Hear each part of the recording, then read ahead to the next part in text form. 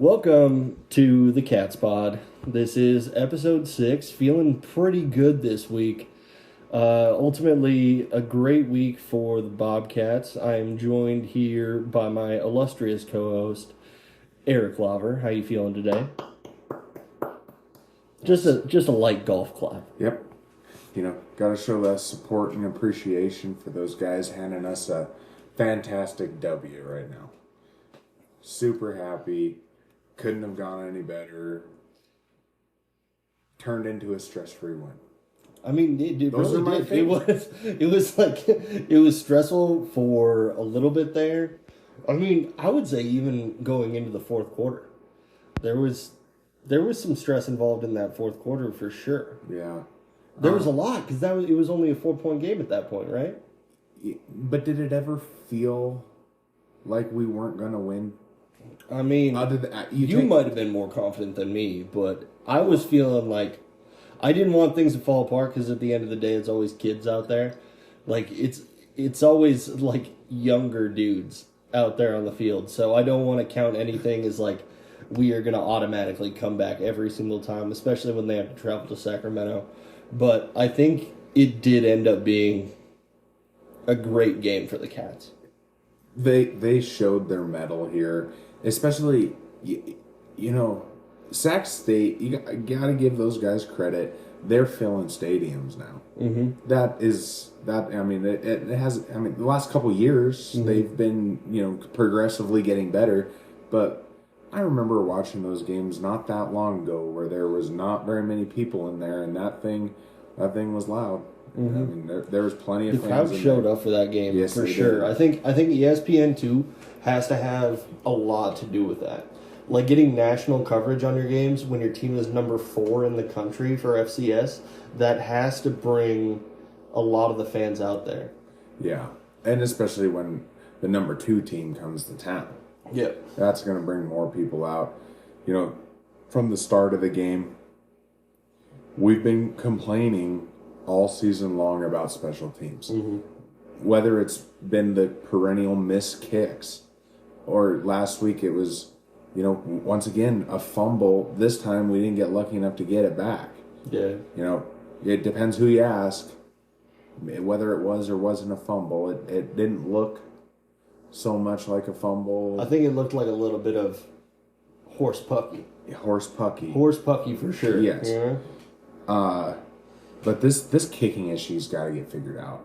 I mean, I hate to put a damper on a good win, but that's 6 valuable points we lost. Yeah. Off easy kicks. I mean, it could have mattered a lot. I guess if the first game one didn't end up the way it did. The first one was a bit of a longer kick, but that. I mean, I think it was 32 and then 45 for the second one. He had 2 tries. Yeah, but it was from 50 and then 45. Yeah. And in college, that's a long distance. But he's got the leg for it. That's what's so challenging about talking about this kicker, is because he has the leg for it. He has the athleticism for it. It's just something's going on. We need to bring in season 2 Ted Lasso sports psychologist is what I want to do. 100%. I think what was her name? Doctor. I can't remember. Is it? I think it's like Cheryl or something. I can't remember. But I think we need to bring in that psychologist. If she can handle Ted Lasso's problems, I think she can handle our 6'9" kicker's problems, and I think she would completely alleviate it. Well, first off, Ted Lasso has no problem. He's got a lot of problems. But no, we got to get this kicking game figured out. I mean, I don't know that we can afford to do that against Idaho, and especially once we get into the playoffs and everything. 6 points that's valuable, and thankfully they took control of the game, and those 6 points didn't cost me the over and the spread like I was a bit concerned about at halftime. You were getting mad at me at half. Yes. Because I actually bet this week, and I bet the over. And I think at halftime you were like, why did you have to ruin the over? And I was like, dude, I did not ruin the over.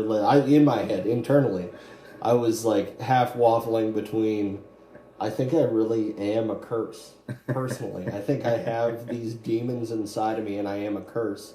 And then finally the second half started, and I was like, I'm not a curse, I'm the champion, okay? But once again, I hope people are tailing my bets, because went 100% again this week. The point spread and the over. Mm-hmm. Boom, boom.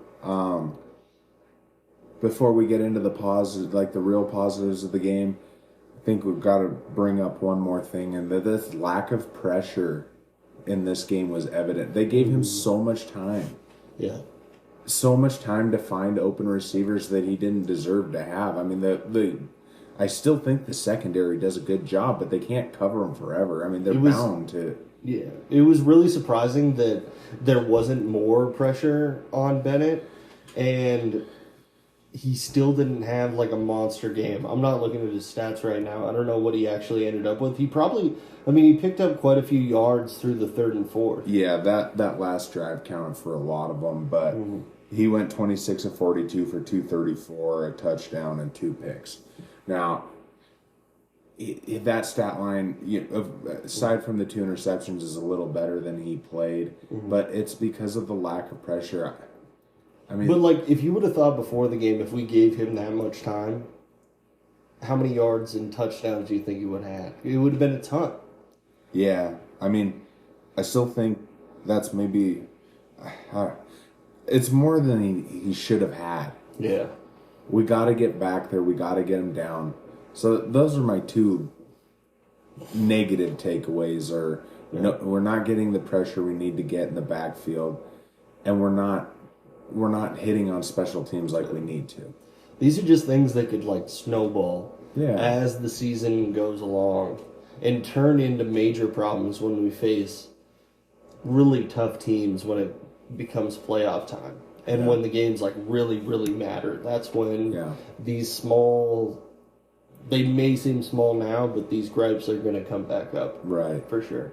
And the better quality teams you play, the less room for error there is. And we just played a quality team. Well, I've said the whole time we've been doing this podcast that I thought Sac State was overrated. We showed that. We scored 42 points. Should have been 48 points. And this is a really quality big win. I mean, they were playing prevent defense on that last drive. Mm-hmm. So it really wasn't a close game. And Sac State is a young, hungry team with what I think is probably a real quality coach. I think they're gonna be at the top for a while. Yeah. But I don't know how fair it is to say this is like a blowout though. Like, it's not a blowout, but like to say that it's a quality win in this way, I think it was a super close game for most of it. I think that most of the time Sac State was really going back at them. I know you don't think much of them, but like their defense in the first half was really locking in on us, and neither of the offenses were doing well at all. And then in the second half, their offense was kicking, but it wasn't enough to keep up with what the Bobcats already have. Well, and I guess what my point is that the better team pulled away. They just couldn't keep up with them for a full game. Yeah, and the offensive line prevailed too. Yeah, I think I think this was a kind of a statement. You go out there and you beat this team, and you show, your rankings be darned, we're better than you, and we deserve this spot. And I mean, South Dakota State barely won today. Mm-hmm. We're gunning for those boys. Yeah. I think it's a big deal that the Bobcats went in there. A quality team, a championship level team, is a team where when everything's not going right, when you have a couple mishaps, when you're slow when you're on the road, and you come back to your own, and you actually find that level, and you find out how to win in like a grittier game. I think that really makes you a championship team, and I think that's what the Bobcats showed today. I think so too, and especially like what you're saying, Sean Chambers throws that. Was it that pick? Yeah, the pick on the trick play. They turned around. The pick on the trick play. Yeah. Oh. And I mean, that's just, that is what it is. But they, the defense goes back out there, and they immediately get it back. The first drive you don't need to rehash it much, but just some big losses that we had to make up for. Yeah. They get the ball back, and the first thing they do, for us is to throw an interception return touchdown to Joe Johnson. Mm-hmm. I think the defense showed up in a big way throughout the first half, and they made a lot of things happen for us. And then the offense showed up in the second half, and the defense helped them out in some really key ways. Yeah. For sure. As far as, offensive performances, Tommy and Sean played a great game. I mean, I know Sean threw that one pick on that trick play, but I mean, that was getting a bit cute for what kind of game we were playing there. Oh yeah, it seemed like it'd be like first, second down, you had one quarterback, and then third, fourth down, it'd be another quarterback. I know that's not exactly how it was going, but it felt that way for a minute. But really, they played a darn good game, and your guy. Ooh, are we gonna talk about him right now? Let's talk about him. You want to say it together? Orange Julius Davis. Oh my God. My dude, Orange Julius Davis, showed up on the scene today when it was time to shut this game down and say, we are Montana State. We are the Bobcats. He hurdles a dude just like he did against lesser teams. I saw it earlier in the season. I was like, can he do this consistently? Is this just because we're playing against scrubs? And then he shows up against the number 4 team in the country, and he leaps over the entire team and gets almost to the end zone. I wish he could have taken that thing all the way in there. Oh gosh, yeah, that would have been if he would have taken that for a touchdown. But that was, that hurdle, the way he recovered afterward and took it. He took it all the way down to the 5-yard line. That's on ESPN. Yeah. That's gotta make Sports Center. That was awesome. Yep. Yep. But Julius Davis, 12 for 110 and a touchdown. All that guy does is churn out yards. He puts his shoulder pads down, those legs are just pumping, and he is gonna get you. Basically anywhere from 5 to 70 yards a carry, depending on what the play looks like. But he just never gives up on a play. He just goes and goes and goes. Yeah. I'm impressed with him. He just keeps those legs churning, and then it doesn't matter. Yeah, I think he's the next big thing for running backs in Montana State. This guy, and it is such a deep room that it's I love Julius Davis. I love the attitude. I love the swagger. I like how he puts up these highlights and everything. But then we've got, when is Lane Sumner's going to be coming back soon? I haven't heard much about him, but we got him, and we got Jared White, and we've got Elijah Elliott. Right. And Elijah Elliott, I don't know if you saw his story that they just put out. Yeah, that was pretty cool. It is an amazing story. Like the journey that he had to go through just to get to his time in Montana State, and the way that Brett Vegan and everybody in the Montana State crew treated him showed exactly why Bobcat culture matters. Why cat culture is like a real thing, and it brings really great human beings, let alone football players, to this program. Yeah, no, exactly. And and that's how deep it is. Elijah Elliott didn't even get a carry tonight. He never took the ball once. And you bring Lane Sumner back to this room, and all of a sudden you're talking about 5 legitimate running backs that can do big things. The running back room is set, and they're ready to roll, and they're proving it week in and out. We're well over 300 yards rushing again. The offensive line is absolutely churning and balling guys. The ground game is on fire. It is. And they've stacked up that offensive line because they know that the running game is so important, but And then we talk about the wide receivers, and the wide receivers are also super talented. Yeah, once again, Ty McCullough he's just a clutch play machine. Cleveland Thomas, perfect complement on the other side. Trayton Pickering, unfortunately we didn't get to see the Alaskan Assassin today, but hopefully he's back soon, because the offense is a well-oiled machine full of highly athletic freaks that can take the ball and do whatever they want with it. During the first half, I think we were looking at them, and you said to me, I think the Bobcats just collect a team of insane athletes. And they are. And I was like, I can't disagree. Because every single person you look at on that team, you look at their arms, you look at the legs, you look at the way they move, you look at everything that they do, and they are just pure athletes. Yeah. Like, I guarantee any of them could, like, pick up a baseball bat and swing it and knock out a home run. Yeah. Or they could drive a golf ball 300 yards. They're just natural, coordinated athletes that could do anything. Yeah. And we should have Taco back soon. Yeah. Really, really Shout soon. out Taco Dollar. Yeah. First Bobcat player to follow us on X. Let's go.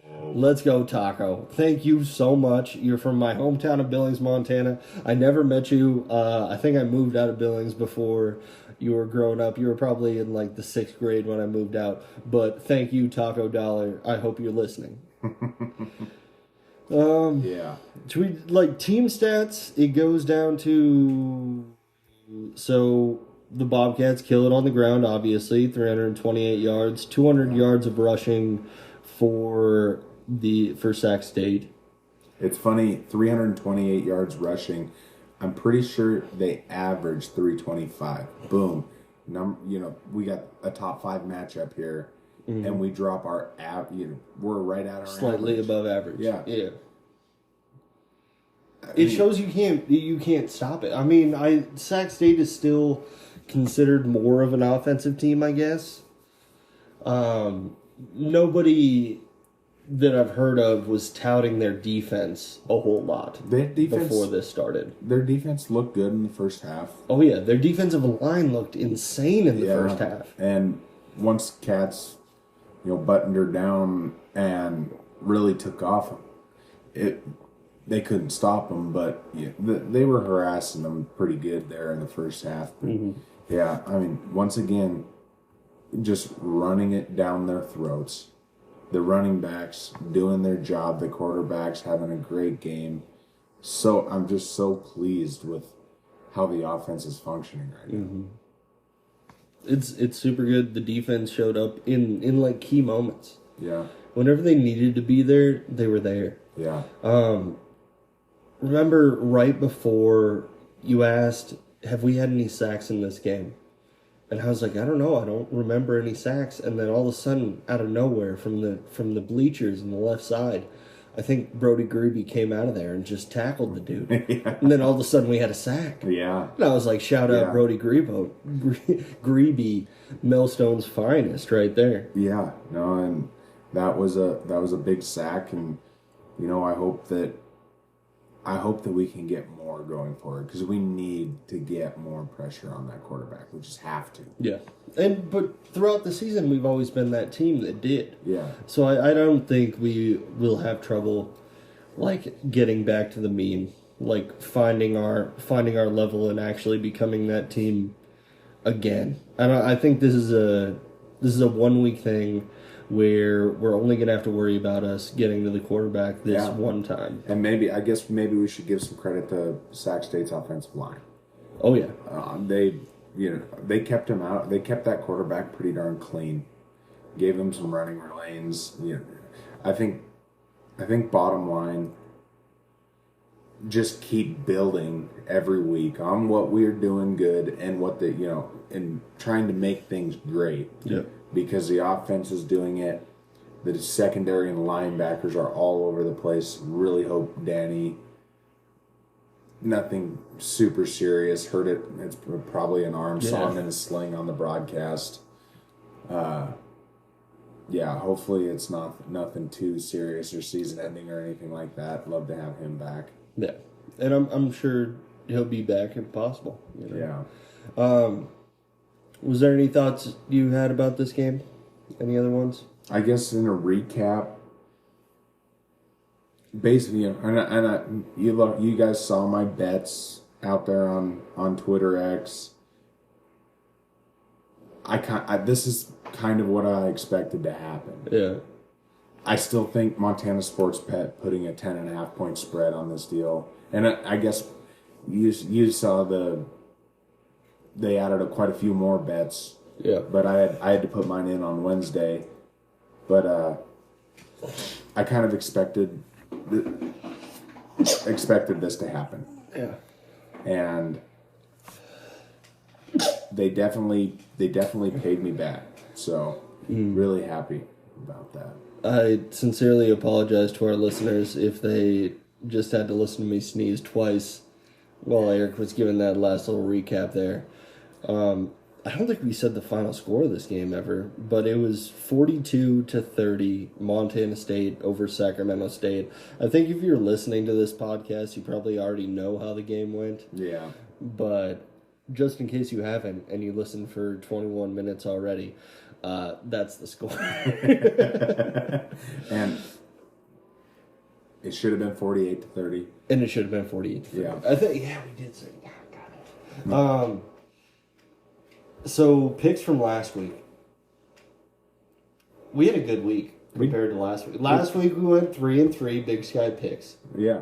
This week, 3-1. Let's go. So I think our listeners are going to ask, is all we can do is put out 3 good picks a week? Is that what they're going to ask us? I mean, they're going to be like, I don't know, these guys, they don't really know anything. They just say stuff and nothing really matters, right? But 3-1, that's pretty good. That's pretty 3-1. 3-1 is a great average. I mean, we hit 75% of the time this week. Yeah. The only game... Okay, so we picked Montana State correctly. Yeah. Obviously. Our only loss of the week was Idaho State versus Portland State. Should we be putting more respect on the Bengals' name? Yeah, I think it's time. Yeah. I think it's time. I remember in the last one I was talking about Chachere, and I was pretty high on him last week because he'd been playing so good, and I didn't get to watch this game today, but Idaho State found a way to get it done against a fairly potent Portland State offense. Idaho State, they're not bad. I mean, they must have something going for them. Yeah, they've been a perennial bottom dweller, and I think they might have found something here. They found a groove, and they're having a decent season. Oh yeah. Really they're putting together some impressive games. I don't think it's showing up in their record. I mean, they're 3-4 right now. They have the same record as Portland State after this game. They're definitely middle of the table. Definitely not a bottom dweller at all. Yeah. No, but you're right. That will be reflected next time we have to pick a game on them. Yeah. We will see. Of course, predicated on who they play. It's like when I was talking about Northern Arizona being so great 2 weeks ago. And this is going to become the new Lumberjacks are the Bengals. Yeah. The next game, which we picked correctly because we're very smart people, was Eastern Washington over Weber State. We told you that Weber State had looked bad in several occasions. Yeah. And Eastern Washington, while not being their normal winning selves, you still have, there's got to be some of the same coaching staff. There's got to be some of the same players that were around when those winning teams were there, right? Yeah, Eastern Washington has shown some real resolve in quite a few games this year. I feel like we both felt pretty confident in that one, and it showed. We were. I mean, we didn't take too long to pick that one. And our last winning picks, by the way, was Cal Poly over Northern Colorado. Yeah, and I remember in the last episode I was talking about the Cal Poly quarterback after he played MSU, and even though it was a total throttling, Cal Poly's quarterback is good. He's a pretty good player, and Northern Colorado is not good at football. They are not good at the game of football. And even in this one, but it was still just a 7-point game. Yeah, and Cal Poly was 24-17. Yeah, so I mean, I'm not trying to say that Cal Poly isn't really good or anything like that. I mean, I think we both probably kind of expected a score like that. Yeah. But felt that Cal Poly's quarterback probably would give them the edge, and it it turned out that way. Oh yeah. So yeah, I think that one was pretty straightforward there. Yeah, solidly locked it up. So basically, we picked 3 teams that any average Joe could pick to win. That's exactly what this is, right? All right, so now we're going to talk about the rest of the FCS and what went on around the country. Eric, what do you got? The most glaring one is probably South Dakota State. I would call it holding off. So it was Southern Illinois, I think. Yeah, there was 17-10. Yeah. 17-10 South Dakota State over Southern Illinois. And I think the biggest thing is that they're the Salukis, right? I'm pretty sure. The Salukis? I think they're called the Salukis. I don't know if they're the Salukis. I don't know if you have to call them out like that, but they're some kind of dog with like a horse's mane. That's all I would describe it as. But anyway, that defense, they brought Mark Gronowski back to earth. Mm-hmm. He had a pretty average game, 15-21 for 161, a touchdown, and a pick. Yep. And the touchdown was a 49-yard touchdown. Yeah. Rushing, he went 5 for -9. That's not the Mark Gronowski that we know. Yeah. So, I think Southern Illinois here showed a bit of a game plan to, kind of what we did to slow down South Dakota State's offense. Yeah. So South Dakota State still got their win, but they're beatable. This is the second game this year. It's a 5-2 team. A 5-2 team, and their losses came to Youngstown State and I'm not seeing the other one right now. It's South Dakota State would be the other loss. Oh, that's the other loss, yeah. But Youngstown, they lost to University of South Dakota last week. Mm-hmm. So, South Dakota is even better than we thought. They could be a quality team for sure. Yeah, I think they really are. North Dakota State pounded a bottom dweller. Well, whatever. Yeah. Don't need to talk about that. North Dakota got destroyed coming off a massive win against North Dakota State. Mm-hmm. You call that is that their Super Bowl hangover? I don't know. I don't know if that's where you come from a team that you beat and it's a big rivalry game and then you have to travel to UNI after that. I know teams tend to struggle in those arenas because the arenas have that weird turf that they lay down. Yeah. You know what I'm talking about? It's just like you're getting tackled on cement. It's like what the guys in the NFL are dealing with when they play over in London at Tottenham. Right. It's the same thing in North Dakota State. Terrible field to play on. And you've got the same thing at UNI.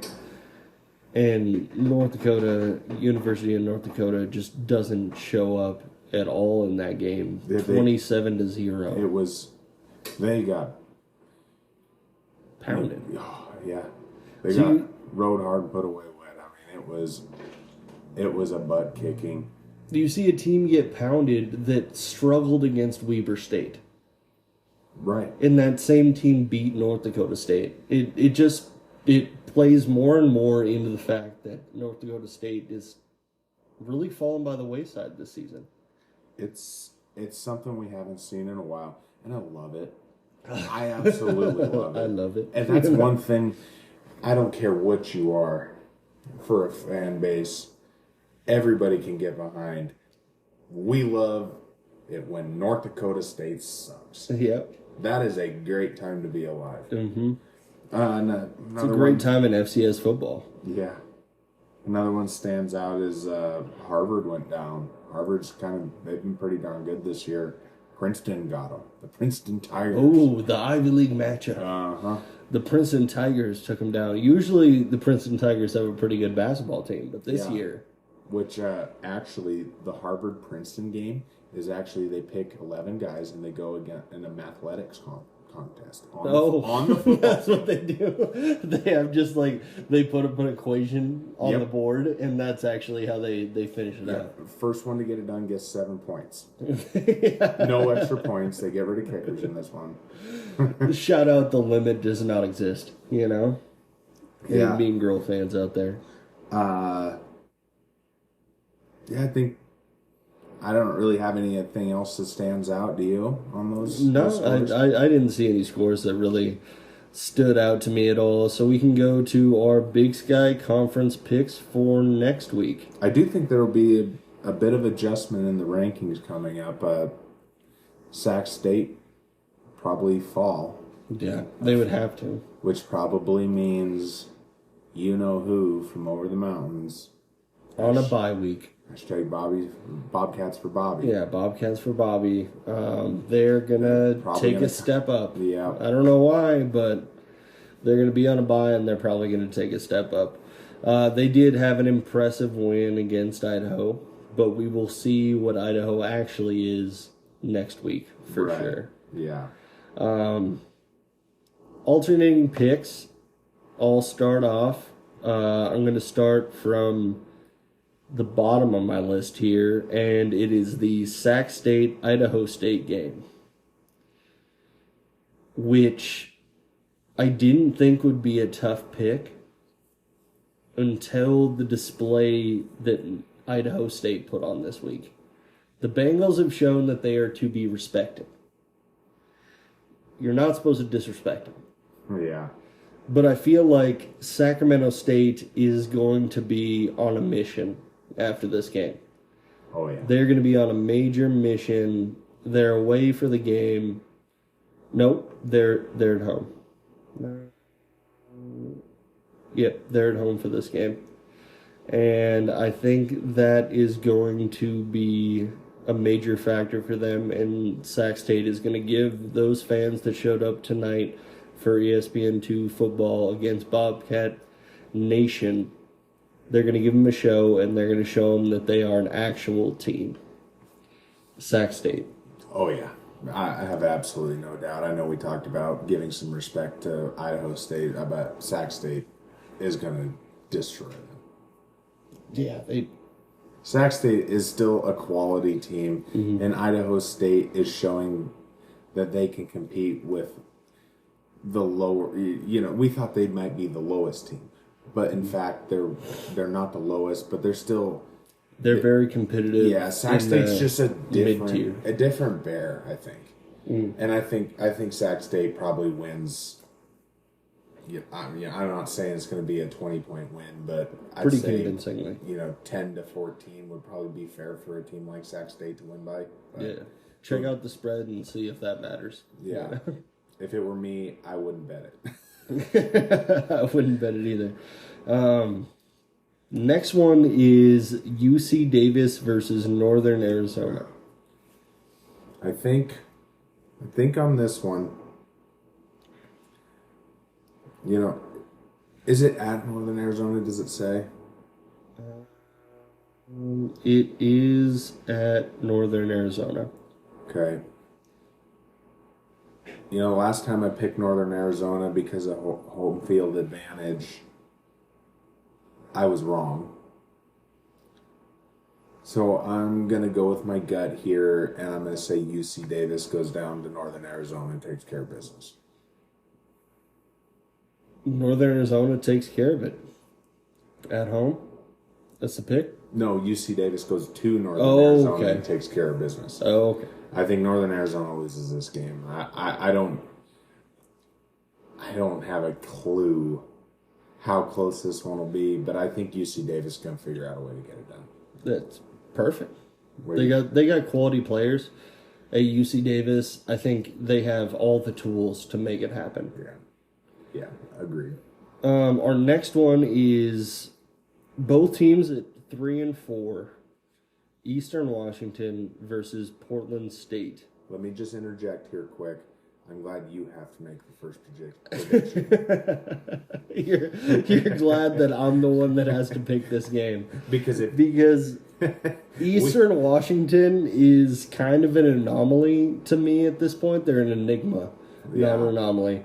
I don't know who Eastern Washington is at this point, and they pulled off this win for us last week, and I almost want to ride that train, but I know the quarterback at Portland State and the quality skill players they have on offense, and I don't know which direction I want to go on this thing. It's a really tough one because they beat Weber State with that 31. They obviously can put up points when they have to. I think I'm going to ride Eastern Washington. I think I'm going to stick with them next week. Eastern Washington's the pick. I'm probably going to look stupid, but I'm saying that the Vikings are going to go down to Eastern Washington. Lock it in. I agree. Oh, I didn't think I was going to get agreement. I definitely didn't think I was. Eastern Washington's going to win this game. I've said it all along. I thought Eastern Washington was a little bit better than, they weren't getting the respect that they deserved. I think Eastern Washington is going to handle. I think it'll be competitive. I think that'll be a tight one and probably a pretty fun one to watch. Mm-hmm. That could be quite a few points scored in this one, but I think Eastern Washington is that at Eastern Washington? It is at Portland State. Oh, no, I guess yeah. It's a road game for them, but it's not a super far trip. Yeah, if you want to watch it, you don't have to watch the godforsaken red field. Yeah, that is true. Yeah. The only sad part is that it's at the exact same time as the Montana State game, so yeah, probably won't watch a single second of that game. Yeah. Don't care. The next game up is Montana versus Northern Colorado. Boy, I wish we got cupcake teams like that. Northern Colorado is the worst team in the Big Sky Conference. That isn't an argument anymore. They're just bad at football. Montana's going to roll them. Yeah. Big time. They're 0-7, aren't they? Yeah, they are 0-7. Yeah. And they are going to Washington Grizzly Stadium. Now watch it. What happens if Northern Colorado goes into Washington Grizzly and they beat them? No. Do you want to know what happens? The Grizz will probably move up in the rankings. Like they could lose to Northern Colorado, and I'm sure the coaches would be like, "Well, it's Montana, right? University of Montana. I think they're going to move up in the rank. I think they're actually probably better than Montana State if they lose to them. You know, I think all I want for Christmas is that Northern Colorado wins in Washington Grizzly. I mean, I think we should say a quick Our Father, a couple Hail Marys, and just make that happen. Exactly. Right now. But official prediction, Montana destroys Northern Colorado. Yeah. Big time. I think that's a pretty safe bet at this point. Agreed. Our final game is Montana State versus Idaho. And I am going to definitively pick Montana State in this game. It's going to be, if this game tonight was not a statement game, next week's game is the biggest statement they can make. Yeah. I mean, to the entire country and to the fans themselves. Montana State, I mean, is there a harder schedule than having to play South Dakota State, Sac State, and Idaho in one season? I've seen an argument for South Dakota State's. The rest of their schedule is also pretty tough. But like we were saying last week, Montana State is playing 3 of the top 10 teams potentially in the last 5 weeks of their season. Right. That is a terrible schedule I have to go into, and most of those games are on the road. Well, and we played the number 1 team. We played the number 3 team in Sac State. And now we're going to play a former number 3 team in Idaho. Yep. Now, we were recording during the Idaho-Montana game, and that thing got pretty heated after we finished up. It got close, and Idaho, Idaho still had a chance in the fourth quarter. And Montana, not saying they didn't, that they got lucky or anything, but Idaho is a better team than what we saw during that game. Yeah. Idaho is a very good team. They were a very good team last year. They're a better team this year. I'm not sure what happened. I mean, there were some pretty... There were some plays in that game that you wouldn't expect from a team like Idaho. Mm-hmm. They did some boneheaded moves. I don't see that happening 2 weeks in a row. Or I guess, not 2 weeks in a row, but, Montana State, week in between. I have a feeling Idaho's going to come out swinging. Yeah. And they're going to want some blood, but we saw it tonight. Mm-hmm. Montana State they're just too athletic at every position. Mm-hmm. It just is hard for me to imagine that they could let them bully them and at any phase of the game. I think we have got to get pressure on that quarterback, and our DBs, if they play like they did tonight, hopefully they play like they did tonight and lock down that passing game, because Idaho's got a legit wide receiver. They got a legit quarterback. Yep. And as long as our defensive line can overpower them and our offense just continues the status quo, I think we'll handle them. Ultimately, it's going to come down to that. Yeah. Is if we can get to the quarterback consistently, which I believe we can, with our guys like Seabass, our boy, who is still yet to follow us, but I still believe in him. My all-time number 1 interview for this podcast is Seabass. Yeah. I want to see Sebastian Valdez in person. If not, I would love to see him on a Zoom call. And then Brody Gruby's going to get back there. Oh, yeah. I think so. Askelson is going to make things happen. It's going to be a game where those dudes have to shine. Yeah. Yeah, I think Rylan Ort's primed to take he's already got quite the spotlight right now. He continues week in and week out. This dude's legit. I expect him to have a pretty big game back there in the secondary. You were just saying tonight, potentially, he could be an NFL player. I think so. Ty Okada seems to be being pretty successful, and I wouldn't say Rylan Ort is any worse than Ty Okada. No, I think it's a pretty fair comparison. Yeah, I think the way he's playing right now, his ball hawking skills, the guy is, anytime there's a chance for an interception, it seems like it's Ty Okada getting it, or he's near it. Right.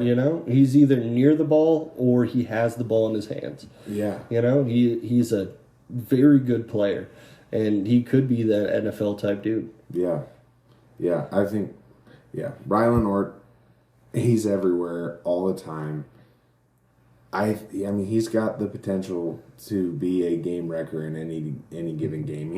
And tonight, again, he got a pick tonight. Mm-hmm. So, yeah, I think I'm so confident that Montana State gets this done, and at Idaho. Yeah. I wish the game was at Bobcat Stadium. But it would be amazing if it was. yeah, that would be a must go to. Yeah. But, so we just have to say, kind of wrap things up. Catch us on X/Twitter/ whatever you want to call it. yeah. Like, subscribe, give us a 5-star review, sign up for those downloads. Anything else you want to say to the people? I got one more. Oh, we forgot. We need to start. I don't know what's going on, but Montana State has got to get names on the back of those jerseys. They have to put them on, at least for away games. It's time. It's time, for sure. I don't know if we need to start an official campaign. We might have to. But I would love to see some names come to the back of those jerseys. Just a little bit more recognition for the guys. Yeah. Guys doing it. They deserve it. I mean, who doesn't want to see a Greeby, a Valdez, an Ort, a Tommy, or I guess Malott, Chambers, you name it. I mean, I just want to see we're pretty good with numbers, remembering who the numbers are and everything, but we still have a Google document that we pull up every single time where we're not sure, like, okay, so there's a number 2 on offense, number 2 on defense. We have to, like, think about it for a second. So we even have a Google Doc where you have to look up the numbers. Right. Let's get the names on the back of those jerseys. Mm-hmm. Shout out to it. Let the guys know. I mean, it matters for, like, everything when it comes to NFL recruiting and all that stuff. Yeah. Because those guys aren't going to know. The more you get seen, especially with your name on a jersey, the more remembered you are. And it's just easier for everybody if you have your name on your jersey. Plus, I mean, I'm not a football player. Never really was. But I feel like if I was, it'd be pretty cool to have my name on my jersey. It does help out a lot. Just for the sake of acknowledgement of these guys that show up and give everything for this team. But if anybody has the argument against this, I would love to hear it, because we can't really think of a reason why Montana State doesn't have those names on the jersey. So if you could send us those questions, send us any kind of response on any platform. We will respond in the next episode for sure. Yeah. The only real thing I can think of is like a money thing or something. But, I mean, Bobcat Stadium's pushing 22,000 people on any given day. I feel like they can spring a few stitches. They don't have any problem filling up that stadium. No. If there's names on the jerseys, it's not going to make people not show up to the game. Speaking of attendance, I did see the but average FCS attendance. Jackson State, number 1. Washington Grizzly, number 2. Bobcat Stadium, number 3. And we're looking for that number 1 spot. Let's close as always. Close that end zone in. Yeah. Close it in. Get some more seats. Let's get those players some names on their jerseys. Let's get those names on those jerseys. Let's get those numbers up. Yeah. All right. We'll see you guys next week. Thank you for listening to the Cat Spot. Adios.